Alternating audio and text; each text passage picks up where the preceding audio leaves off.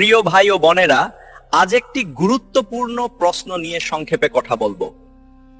এই প্রশ্ন নিয়ে অনেক সময় ভুল ধারণা চড়ায়, যার কারণে লোকজন বিভ্রান্ত হয়। আর সেই ভুল ধারণার শিকার হন আমাদের প্রিয় নবী মুহাম্মদ, যেটা আমরা কখনো মেনে নিতে পারি না।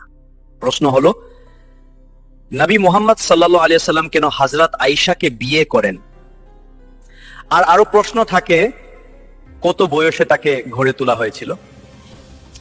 হাদিসের বর্ণনা অনুযায়ী নিকাহ হয়েছিল কম বয়সে, কিন্তু ঘরে তোলা হয়েছিল অন্য এক সময়, অনেক বছর পরে, যখন তিনি শারীরিক ও মানসিক ভাবে প্রস্তুত ছিলেন।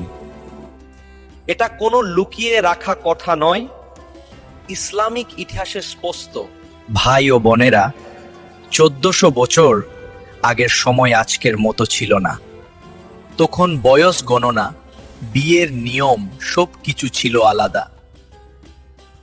আজকের চোখ দিয়ে সেই সময়কে বিচার করলে বিচার ঠিক হয় না। ইউরোপ, এশিয়া, আফ্রিকা সব জায়গায় কম বয়সে বিয়ে চলতো। মনে রাখবেন, শুধু আরব নয়, সারা পৃথিবীতে এটা ছিল। এখন আসুন নবী মুহাম্মদ সাল্লাল্লাহু আলাইহি ওয়াসাল্লামের চরিত্র নিয়ে একটু ভাবি। তিনি কোনোদিন কোনো নারীর উপর জুলম করেননি, বরং তিনি নারীদের অধিকার, সম্মান প্রতিষ্ঠা করেন। হযরত আয়েশা নিজেই বলেছেন, তিনি ছিলেন সুখী, নিরাপদ ও সম্মানিত। আমরা যদি ভুল ভাবে ইতিহাসকে দেখি, তাহলে সত্য বিকৃত হয়। জ্ঞান মানে শুধু প্রশ্ন নয়, জ্ঞান মানে বুঝে নেয়া। তাই নবী মুহাম্মদ সাল্লাল্লাহু আলাইহি ওয়াসাল্লাম নিয়ে কথা বললে ভয়, শ্রদ্ধা আর দায়িত্ব নিয়ে বলুন।